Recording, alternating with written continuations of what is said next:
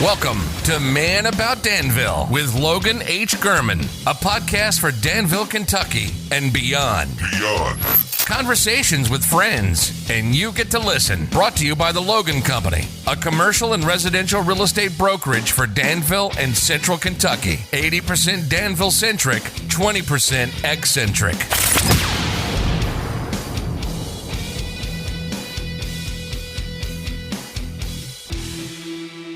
Good morning, Danville, Kentucky. Welcome to Man About Danville. I am Logan H. Gurman, the man about Danville himself. You are listening to the fastest growing, most influential podcast for Danville, Boyle County, the surrounding region, and probably the entire state of Kentucky. Thank you very much for joining us wherever you are, driving to work, driving home from work, on a road trip, on vacation, by the pool, at the gym, on a walk, on a run, mowing your yard, getting your last bush hog session of the season in. Please know that I really appreciate your taking time out of your day to spend it with me. I don't take that lightly. I consider it a real honor and privilege that you choose to spend part of your day with me. If you enjoy this podcast, I would hope you would consider sharing it wherever you listen. There should be a little button to share, and if you would share on the social media platform of your choice, I would certainly appreciate it. Be sure to tag me so that I am sure to see it and thank you personally. This is episode 26. This is the second part of my interview with Dixon Dedman, the Old Owl, the Kentucky Owl of Beaumont Inn, Old Owl Tavern, Kentucky Owl Bourbon, and Kentucky Owl Rye, among other associated brands. As I mentioned last episode, this may not be the most child-friendly episode I've ever done, so plan accordingly. Use your own discretion if listening with children. Without further ado, here is part 2 of my interview with the Kentucky Owl, Dixon Dedman. I am pleased to be joined today by a friend of mine. I told him this was going to be like the comic book team-up where Batman comes over from Gotham City to visit Superman in Metropolis. This is Worlds Collide. The man about Danville himself sits down to chat with the Kentucky Owl himself, Dixon Dedman. Dixon, thank you for being with me today. Let me tell you something. I've got to admit that having done a few of these, I don't have a lot of nerves normally. But you know, the Man About Danville podcast is. I mean, this is a big deal for me. I have between tens and dozens of listeners every week, and they're all over the country. As you know, we're in multiple hemispheres, all over the globe, international. So do whatever you need to do to assail your nerves, and we'll get through this. Listen, I whatever you want to, I've got a bag of goodies. So, do you think I just happen to have like monogram highball glasses sitting around here in the office? I would hope so. Okay, well, hang on, I do. That's that $1,000 bottle. All right. No way. Yeah. Did you just open it? Yeah. You want ice or no ice? You tell me. Normally, I'm an ice guy, but Yeah, we'll have some ice.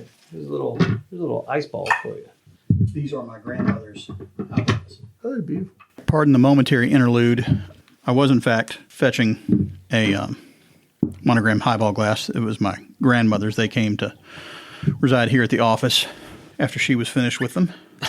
So, Dixon, what have we just poured here? So I just poured you a little of that dry state we were talking about. That limited release that's coming out. It's 13, 16, and 17-year-old Kentucky straight. At 100, it's bottled at 100 proof. I've been doing a lot of these tastings, virtual tastings with different retailers and media people, and I just happen to have one laying around, and I think there's a few people that I've yet to taste on this, but it's like Man About Danville, and then.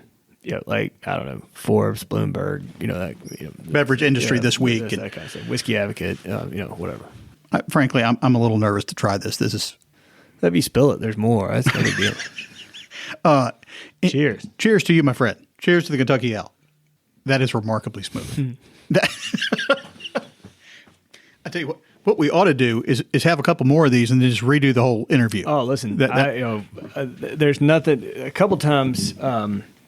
I've done like four tastings in a row, like 4 o'clock to 5 o'clock to 6 o'clock to 7. The 7 o'clock tasting, I got no idea what's going on. I mean, But it's a lot of fun, and you're having fun, and everybody else is. Yeah.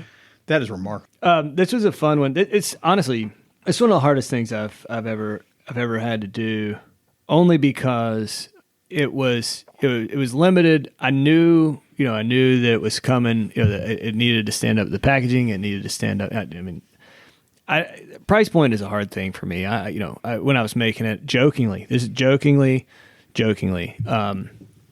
I'd like create a blend, and I'd tell myself, like, okay, we're at about $800. I got to figure out how to make this blend taste about $200 more expensive. Because I mean, I don't know what $1,000 whiskey tastes like. Who knows what $1,000 whiskey tastes like? I just decided, I got to make the best blend I can make. And these are some very special barrels I've had for many, many years, and waited to use them and try to figure out how to put them together. And I really feel like I found this.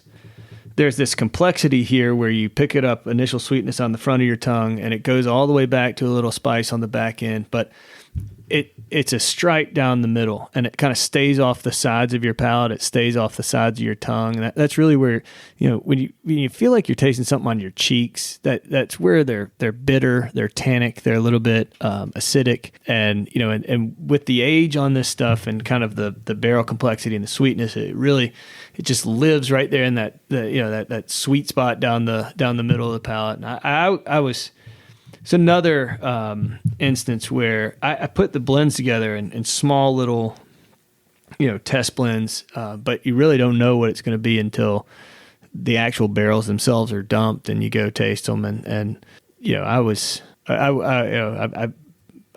probably even more excited about what this tasted like when it was out of the barrel than I was about when I was just kind of playing around with it in a smaller version, because you have to guess what's in those barrels, right? I mean, I'm kind of guessing what's in each of those 17-year-old barrels, but until you dump that stuff out, you don't really know. Because each barrel of bourbon takes on its own characteristics and flavor based on the character of the wood, the char of the barrel, and where it is in the rickhouse. But yes, that is accurate. But also, it's the volume that's different. So even I was making these blends, with the representative sample of each one of those 16. But I'm kind of estimating on paper that the barrels that are this age are going to yield 20 something gallons, and the ones that are a little bit older, if I'm really off on that, and there's a lot more evaporation in these than I'm anticipating. Then when the real liquid comes out of the barrel, my ratio is completely different than what I've kind of created in my test kitchen, so to speak, if that makes sense. So you're picking your ingredients, but the proportion, there's some wiggle room in the proportions. There's some wiggle room in the yes, and it's that's the part that, short of going and checking every single barrel and getting an exact fill, and you just can't. So you just kind of have to have an idea. And I mean, I'd used barrels similar to these before and plenty of other stuff. So I had a pretty good idea, but when you're talking about 16, all it takes is 2 of those to yield next to nothing. And I'm up a creek. And for those that aren't familiar with the process, as the whiskey ages in the barrel, a portion of it evaporates every year. So the older it gets, the scarcer it gets sitting there. Absolutely. I mean, the industry standard is 4% per year. So, you got 53 liquid gallons on day one, and 365 days later, you've lost 4%. Every year, you lose 4% of that. So, I mean, it goes fast. I am not a whiskey expert or a bourbon expert, but I can tell you that is easily the best glass of bourbon I've ever had in my life. That's not even close. I can't think of anything that's anywhere close to that. Thank you for that. I'll slide you some that is cash. Unicorn juice, my friend. I'll slide you some cash for saying that. It was a fun project, and made even better by the willingness of the company to donate some of that money back. I thought that was pretty cool. So Christie's has 5 bottles of these. That's correct. For auction. Mm-hmm. I'll try and I don't know that any Man About Danville listeners are going to be heavy in the bidding process, but I'll put a link to that. Well, it's just it's pretty neat. I mean, there are a lot of collectors in that world who I did the thing so each one of those, it's on the Christie's site. I wrote a note card that says, to the owner of bottle number 43, and thanks for blah, blah, blah. So, it's all, so there's a lot of people that they know there's only 5 of them. They just have that kind of money to go get something that's. Well, you'd almost want to buy 2. One to keep on the shelf and one to have. Right. One to have, one to have drink. your cake and eat it too. You don't have a lot of booze on the Man About Danville podcast, right? I mean, is this? I may be taking an abrupt change of direction. I'm going to have to put a disclaimer. I listen to this with my kids driving around the car, and I try to keep it family friendly. But this is family friendly. It's just an adult topic. But in Kentucky, you got to talk about bourbon. You got to talk about racehorses. So, well, it's the bourbon thing is really funny. I mean, my youngest son was at a local preschool, and they were doing the kind of the like visual learning, and this is pre-COVID. They like show a picture of a head of broccoli, and the kids got to go broccoli, or that kind of thing. And they showed my youngest son Charlie. It was a ketchup bottle. Charlie said, "Bourbon." But it's I love. It's been a great way to connect, my children to their history, their kind of part of the legacy of our family, and they're enamored by pictures of their ancestors at the inn, and how long that our family has been there and doing that, and equally as enamored, and they see pictures. My great grandfather, C.M. Dedman, that started this, had one of the most incredible mustaches you've ever seen in your entire life, it's been fun to watch them kind of learn more and more about their family history and things like that. I'm trying not to drink this too quickly. Now we need some country ham and some fried chicken. Episode 2. All right, what else you got? In my bag of tricks? I mean, you've got what looks to be a custom-made whiskey transporting bag there. Oh, this thing. Oh, here, try this. You like rye whiskey? I'm not familiar at all with it, but okay. I think I'm going to. This is rye. This is batch 4 rye whiskey. You want a fresh glass? No, you go for it. You'll be fine. It will be just fine on top of what you got there. I don't have any. I don't have the air compressor here, so I can't air out the glass. You won't need it. You're going to about 115 proof at this point. So, and that's right out of the tank. So this is kind of a bittersweet one for me because I absolutely adore this rye whiskey and these stocks that we've had, and this will be the last round of this stuff for a while.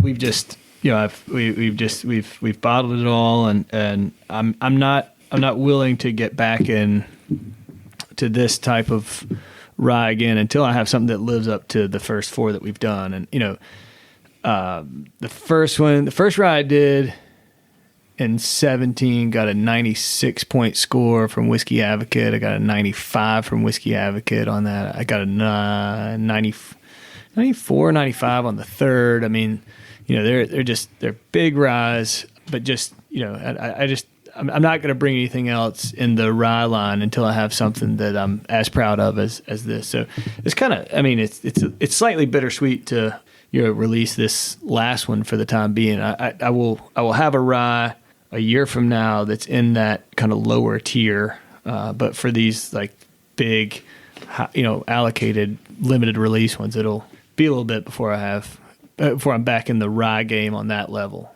All right. So here we go. Tasting the rye. Obviously a little more heat. Unbelievable. That's 115 proof. My guess is that when you taste this, if you think about tasting this, you can almost localize it, and it will skip the front half of your tongue, and you pick it up about here, a mid palate, and it's the middle of your tongue and back, and that's really rye is where even the small amount of rye that's in a bourbon, that's where you get the spice. But this is 95% rye, so it's far more localized than like the first one where it kind of you get it all the way across. But the great thing about this is there's still sweetness. There's like the spice and with aged rye. This is 10, 11, 12 13-year-old rye whiskeys in this, that a lot of that pepper spice that's in youthful rye turns into more of a baking spice. So that, some of that there's kind of that cinnamon nutmeggy thing on the end. But yeah, it's going to be bottled when this is done. It'll be in the 112.8, something like that. I can't the numbers, but this is before. This is straight out of the tank after I blended it. It moves around a little bit, so you have to drop the proof a little bit. You'll lose some, but I mean, I'm a fan. It too is phenomenal. Kentucky bourbon is 51% corn by definition. So by definition, bourbon has to be a minimum of 51% corn. And rye is often in the mash bill or the recipe. That's correct. And ryes were more common in the more northern states like Pennsylvania, New York State. Yeah, I mean, traditionally, when you talk pre-prohibition, there was a lot of rye. You kind of have two styles of rye. There was the Maryland style of rye and then kind of the Pennsylvania style of rye. But they were, incredibly popular. A lot of like the Manhattan, the famous Manhattan cocktail, it was made with rye. A lot of the pre-prohibition era cocktails we know and think of today were all rye whiskey-based cocktails. I think the glassware, really helps. Does it make a difference? Oh, absolutely. That's always funny. I do a lot of tastings, and that's one of people oftentimes say, what's the proper way to drink this? What type of glassware should I be? And Logan, you know me well enough to know that I am, I want to make the best whiskey that I can make, but the pretense, the notion that it has to be consumed in a certain way, in a certain glass, in a certain, if people are excited about buying something that I've created, and their idea of enjoying it is outside a football stadium and red Solo cups with their buddies and Diet Coke, I'm all for it. If they've bought it, it's theirs to do with what they want, and if that's how they want to enjoy it, I love it. If you're with the right people in the right setting, then that's the right way to drink it. Well, Diet Coke may be something of a stretch. Well, but you know what I mean. I know, but I do know what you. Some people take everything to a degree to which it need not be taken. But I had no idea I was this big a fan of rye. Congratulations to me. I've just opened up a whole new world of flavor enjoyment. I'm guessing the next rye I have won't be. It'll be something of a letdown after this one, but we'll worry about that when the time comes. Here, I'll leave you batch 3. This can be the next rye you have. Oh, is that a batch 3 rye? Yeah. Now, when was that one? Last year. Okay. All right. September of last year. So that can be the next rye you have. Okay. You can compare rye 3 to rye 4. All right. After a couple of these, they're all going to be just wonderful, and I'm going to have a little lot. I've already decided I'm going to edit this tomorrow, maybe tomorrow afternoon. I'm not going to try and edit tonight. So what else? Well, I think, one of the things that I still can't get over is the local and the regional support for both the inn, the tavern, the Owl's Nest, and for Kentucky Owl, and it's just been a really kind of crazy ride the last few years, and something that I never expected, but it's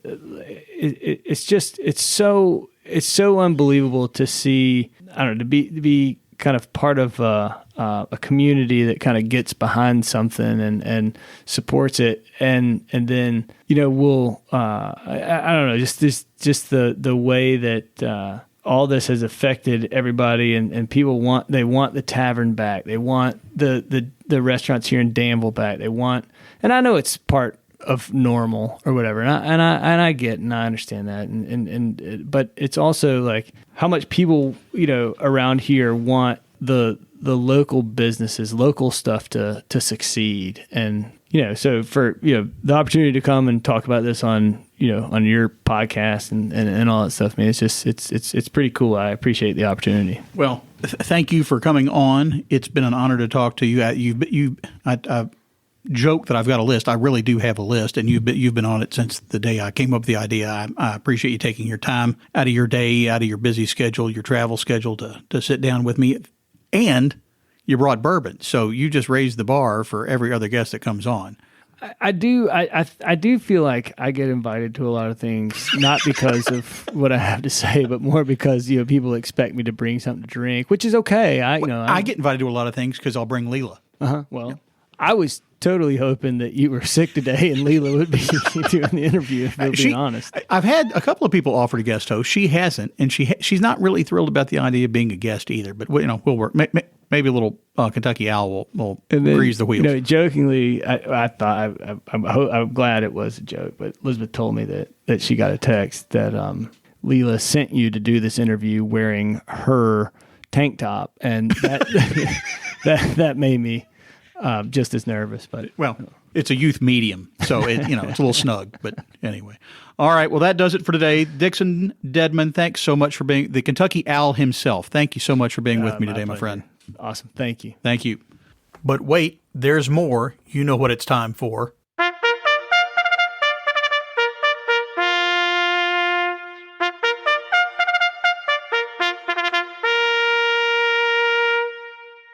What's up, Danville? Danville. Here's what's going on in our community in terms of sports, the arts, and the not-for-profit community. Boyle County travels to Lexington Catholic on Friday night. Danville is host to the pesky Briar Jumpers of Somerset. And UK plays Mississippi State at home. Friday night, while the weather is good, be sure to check out the Boldly Resilient pop-up cafe that runs 6 to 8:30 this evening right there in Whizziker Plaza at the corner of 4th and Main, hosted by Destination Danville, the Heart of Danville Main Street program, and the Danville Boyle County Chamber of Commerce. They work to assure a safe and clean environment downtown. They have seating for 70. I'm not sure who the musical guest will be this evening, but I understand that they are working on one. Here's the lowdown. Pick a local restaurant of your choice. Call ahead works best. Grab your dinner to go. And 3, come down to Whizziker to enjoy live music, your neighbors, and everything that downtown has to offer. After that, on Saturday morning, rise early and head down to the other end of Main Street, Constitution Square Park, and check out everything at the farmers market, including Jane Barleycorn's crepe station. She'll be making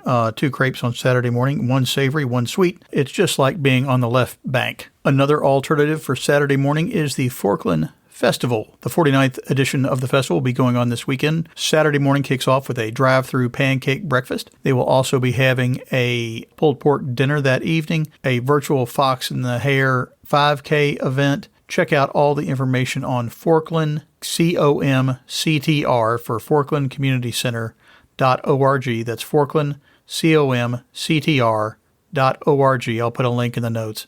Check out everything going on in Forkland this weekend. For your cultural enjoyment this week, the Norton Center is offering the 3rd in their Culture Plus series. In the 3rd installment of its ongoing Creative Conversation series, they'll be having a panel discussion with artists, painters, writers, singers on how they develop and share their perspective through their art. Hosted by Steve Hoffman and the Norton Center. This is available as a Zoom meeting. It's October the 15th at 7:30. It's a Zoom meeting, but you have to pre-register, and then they will send you a link absolutely free. Be sure to check that out. One more item. The Boyle County Swim and Dive Team, an organization close to my own heart, as my son has been a swimmer for years and participates on the high school swim team.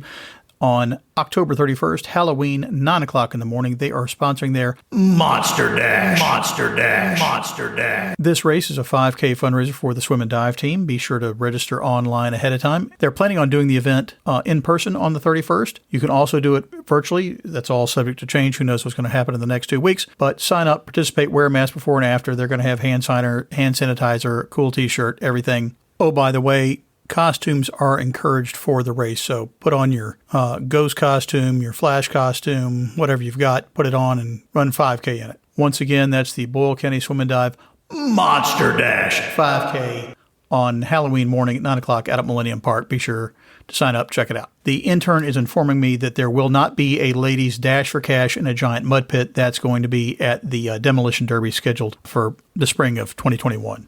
If you have an item that you would like to have featured on What's Up Danville, please send it to me, manaboutdanville@gmail.com. If it has to do with sports team in the area, a local not-for-profit, or something happening in our arts community, I would love to know about it, and I would love to give you a shout-out on this podcast. Jules, my intern in the studio, is telling me that's all the time we have for this week. I'd like to thank my special guest, Dixon Dedman, the Kentucky Owl, for joining me today. That was a wonderful, great two-part conversation. If you missed the first part, it's on the podcast. It was last week's episode. Go back and catch up with the first part if you missed it. I'll try to get links up to everything I've discussed in my show notes. If you want to know more about me or the show, check out my website, manaboutdanville.com. You can email me, like I just mentioned, manaboutdanville@gmail. I'm on the Insta, @manaboutdanville, Twitter handle, mandanville. Facebook page, of course, Man About Danville. You can find me on Apple Podcasts, Spotify, iHeart, Google Podcasts, and just about any other podcast platform. You can even use your Amazon Echo device to listen. Just say, "Hey, Alexa, play the podcast Man About Danville." Also available a YouTube channel, although I think the only person that watches that is my mother, but shout out to her. If you have a moment, hit subscribe wherever you listen. I also really appreciate those of you who have taken the time to give me a rating or review. Those are always welcome. That's all I've got. Be well, have a good weekend, and thanks for listening. That's it. We're out. Thanks so much for listening. We really appreciate it. Subscribe to Man About Danville wherever you access your favorite podcasts, and be sure to tell your friends about us. You've been listening to Man About Danville with Logan H. Gurman, brought to you by the Logan Company, a commercial and residential real estate brokerage for Danville and Central Kentucky. Know someone who would be a good guest? Want to be a guest yourself? Have an idea for the show? Get in touch with us. Find all our contact information on the web at manaboutdanville.com. Thanks for joining us.